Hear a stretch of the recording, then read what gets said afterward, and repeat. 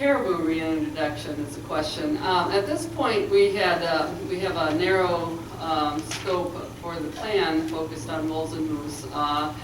And what we agreed to is we would get through this public comment period and see what the public had to say, whether or not they wanted that to be included in the planning effort or not. So if that's something you're interested in, be sure to let us know. Explain the caribou presence of about 1920. Okay. He'd like me to give you a little more background on caribou, and certainly for thousands of years, the animal populations on Isle Royale were caribou and lynx. And the lynx did not prey on the caribou; they prey on snowshoe hare primarily, and so they just kind of coexisted. The caribou would go on and off and join herds north of the island and come back on, and sometimes they'd be stuck there for a while, just like the wolves have been. But it was kind of a more free-flowing situation. As woodland caribou declined north of us and on the Canadian side, they did go ahead and reintroduce caribou on the Canadian islands. The Slates and Michipcoten both have caribou. So it is part of the system on Isle Royale. It changed in the early 1900s, and it hasn't gone back there at this point in time. So if that's something you are interested in, please let us know. Other questions? Yes? Under the tools under consideration, it was mentioned culling of moose. What is your vision for culling? Culling actually is lethal. We had a number of people say that the primary predator is always humans, and why wouldn't you put moose to good use and cull them and use them for meat? And there's actually, it's a small percentage of people, but like we said in this first round, we certainly wanted to represent a lot of the different values and kind of courses of action that people had made or suggested.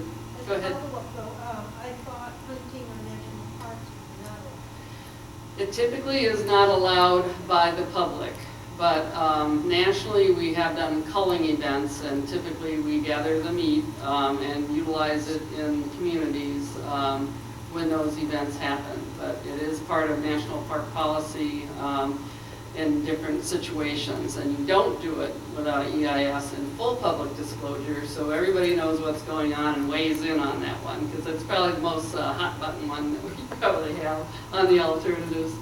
Yes, sir? There's no circumstance that'd be a public hunt?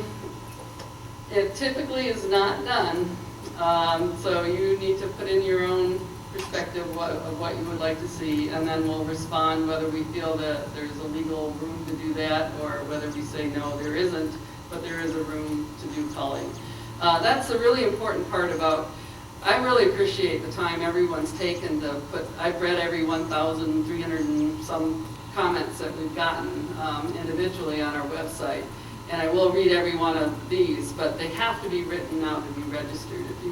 If you want to see at the end of the day someone address your concerns, you need to write them down and put them into this planning process, and then we might lump them together if they're kind of light comments, but we will respond to all of your comments. Other questions? I'm going to go back there now. Has there been any management up to this point with the moose and wolves?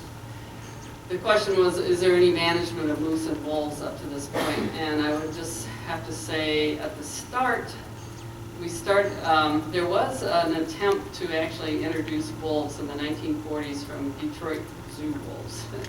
And it didn't go very well. Habituated wolves don't do well when you put them in a wild situation. And so really the founding pack is looked at as more of a wild situation. So I would say since then, no. Since it's been a national park, no. And certainly with the overlay of wilderness on it, there hasn't been specific actions targeted at vegetation, animals, or animals.